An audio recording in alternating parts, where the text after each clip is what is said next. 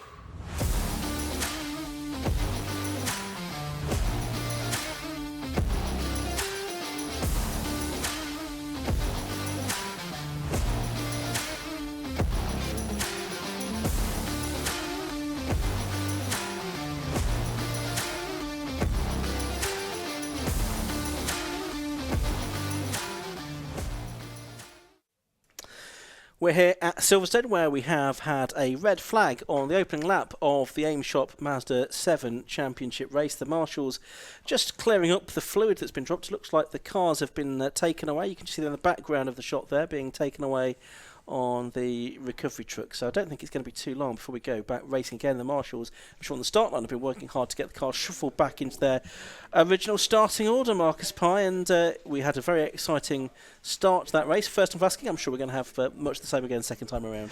Yeah, I mean, all the guys at the sharp end are still there, aren't they? And that's all again, all going again.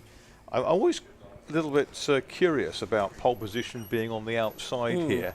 Because if 13-minute race now, if the two cars arrive side by side at Copse Corner, then the car on the inside of the corner, i.e. the second qualifier in this case, is going to have territorial advantage because they'll get to the apex, and the car that was quicker in quali will have to go around the outside, risking running really wide.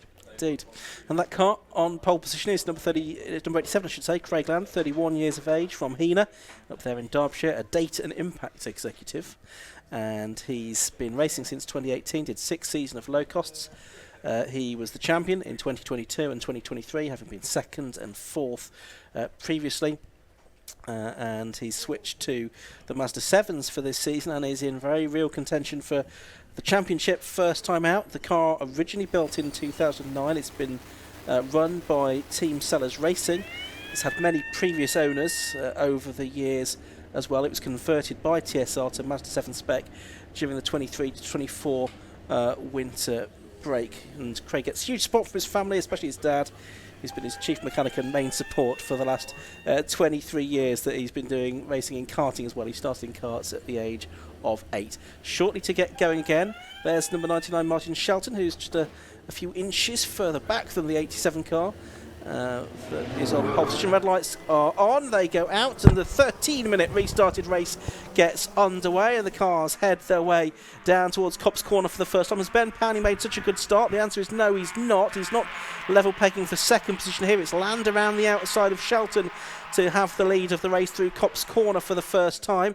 Down towards Beckett's they go. It's a good start too for Martin West this time. He's got his way up to second place ahead of Shelton. Lucas Batt is in 4th place. Ben Dade and Ben Powney side by side for 5th and 6th as they make their way out of Beckett's and down the Wellington straight for the first time. Yeah, Powney in the gold car just touches that puddle there, which is just off the edge of the circuit, and that flicked him, if you notice. And then they come down, but it's Land, isn't it? And 94 on the outside.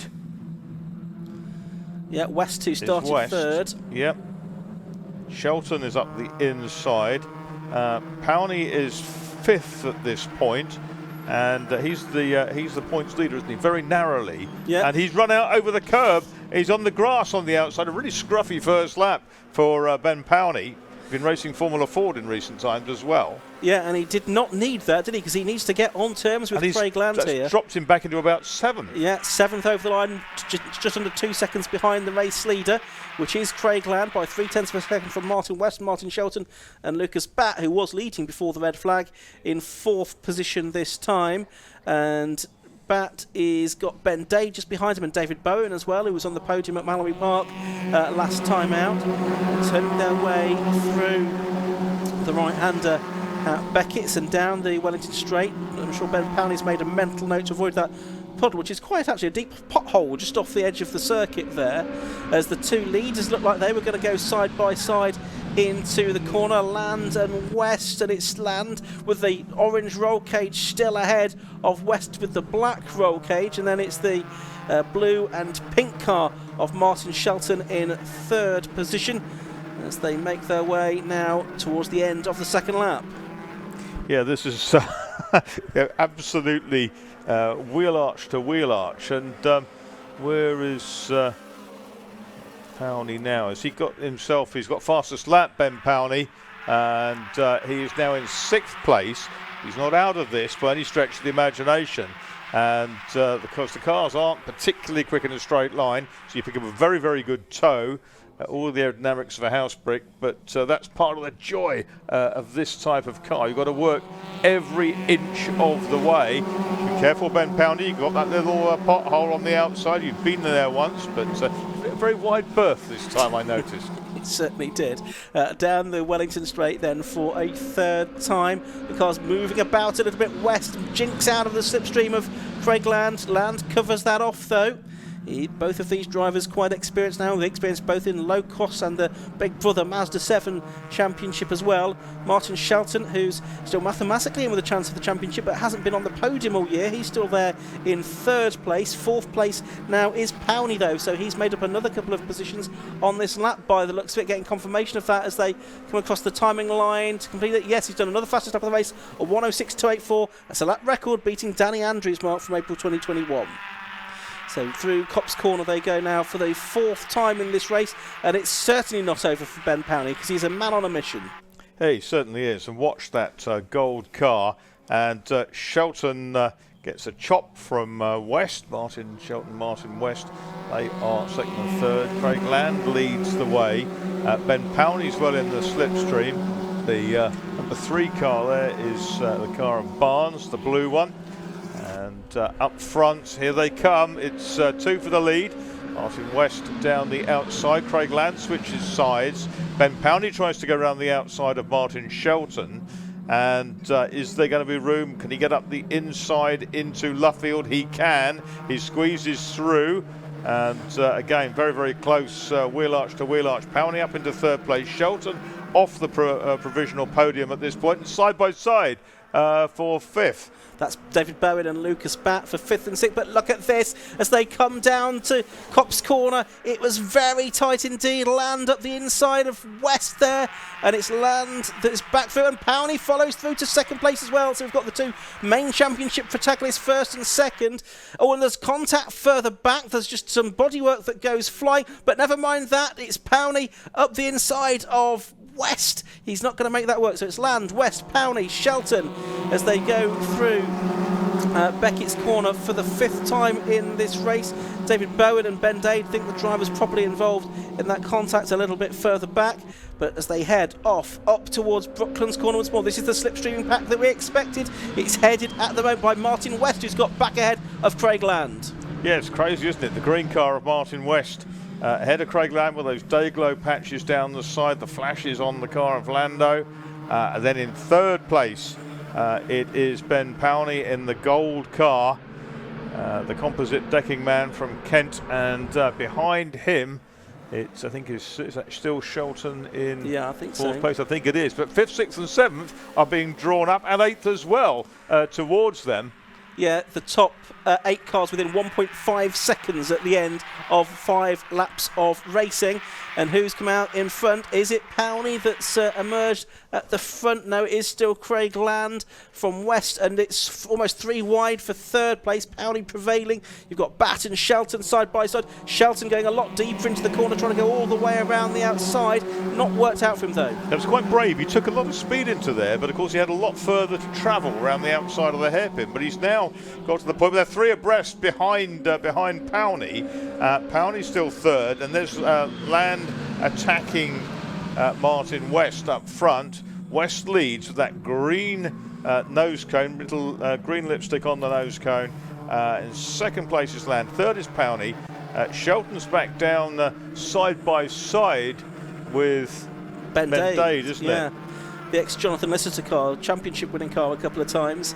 So as they come through to end lap 6 with just about over 6 minutes of the race left to go, Ben Powney in third place looking to make a move as they headed down towards Copse Corner. Didn't see if he'd got that done. There is the 66 car for Lucas Batt. He's leading the charge in 4th position as the cars make their way out of Copse towards Maggots. Ben Powney got 1 place there. He got ahead of Craig Land. Land is going to try and come back up the inside of him into Beckett's Corner though. Martin West leading through all of this, and as seemingly as those 3 have skirmished, they've brought Lucas Batt very much back into the equation as well. So we've got really now that pack of cars going back to David Bowen in 8th place. He dropped behind Daniel Sibbons on the last lap, disputing the lead, and it's side by side again into Brooklands Corner. Whoa, this is so tight, isn't it? This is absolutely fantastic. And say it is Land who got squeezed up over the curb there, or put himself over the curb, one of the two.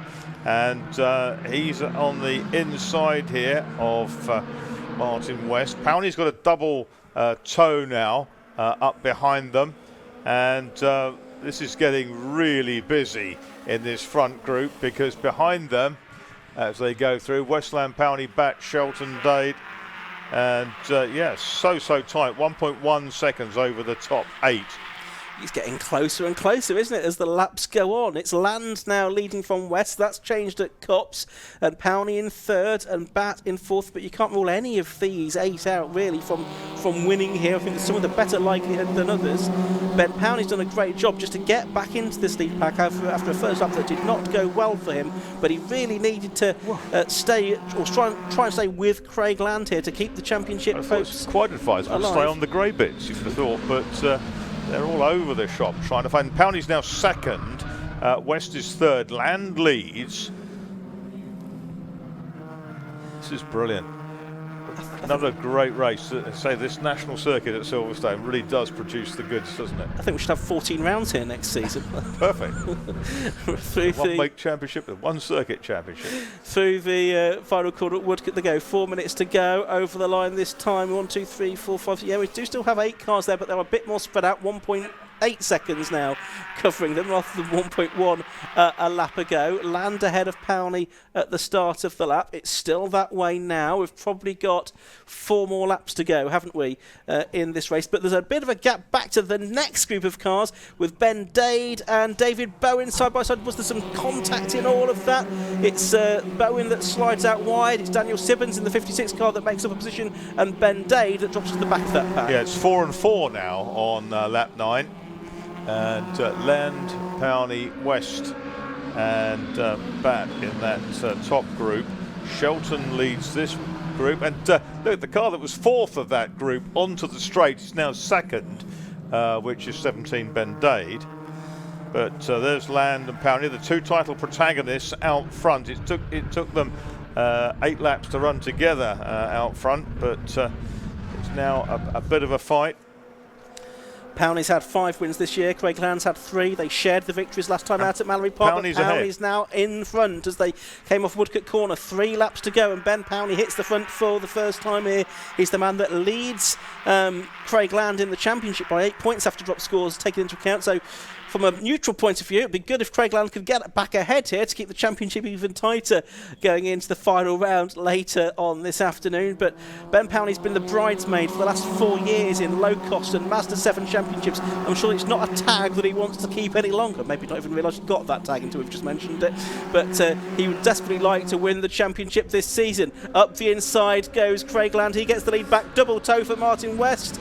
He can't make anything of it though, I don't think.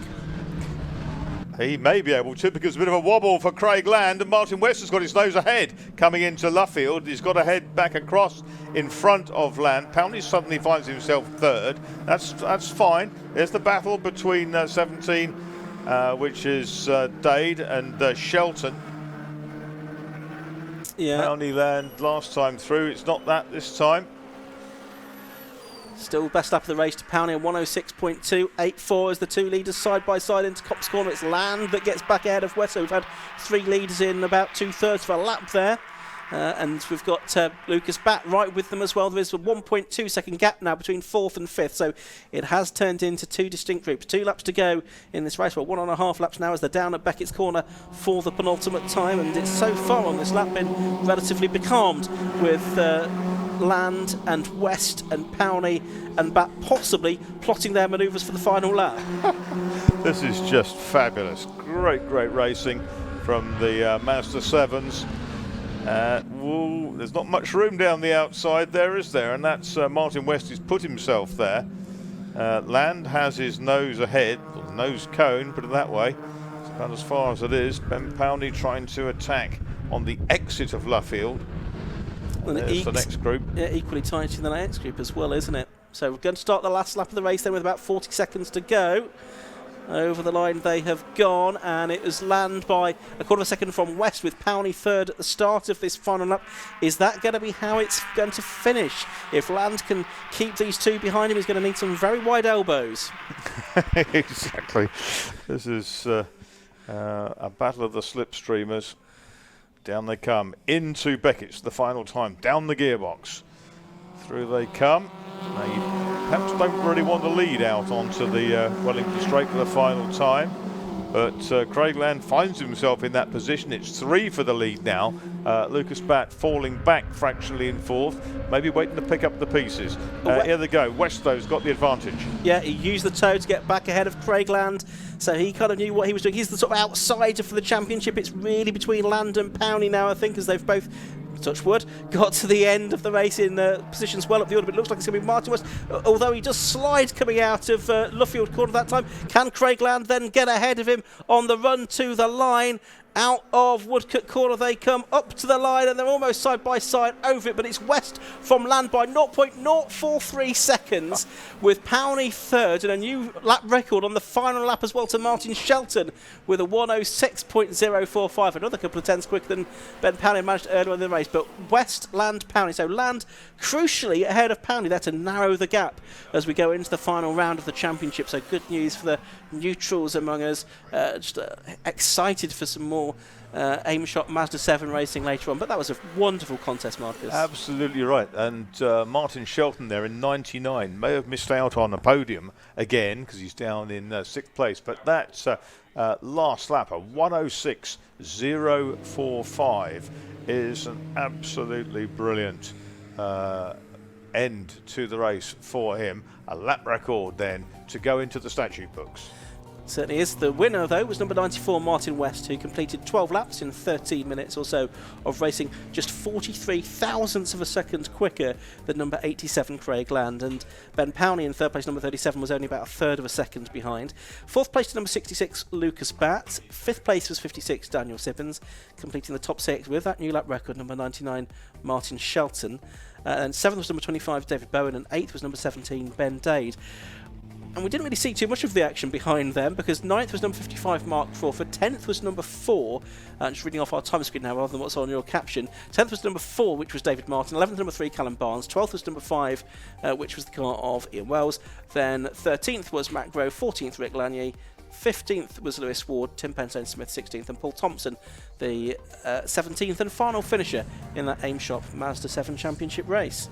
So we have got our lunch break coming up next, so for those of you at the circuit, a chance to head to the garages maybe and catch up with some of the drivers. I'm sure they'll be very pleased to speak to you. That's exactly what Josh Barrett's going to be doing as well during our lunch break. He's going to be heading down the pit lane, talking to any drivers that he can find that are prepared to talk to him.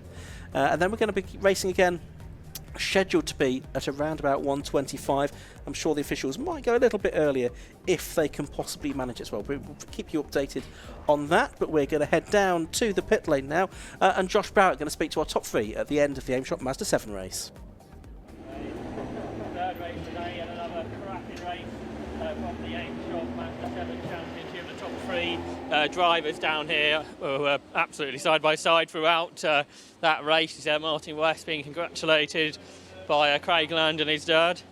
Martin, you said earlier in the year you weren't going to come here, and you've got a win in an extraordinary race. I think with all the wet races we have, it was looking at the weather, it was nice to have a dry race today. So I thought, yeah, we'd do a late entry and come in, but there's a little bit of meat between the sandwich between these two going for the championship. So it's just try and keep out of trouble. But we were getting pretty close to each other. But that was great fun. I did enjoy that. It's not the most entertainment track to race around Silverstone, but.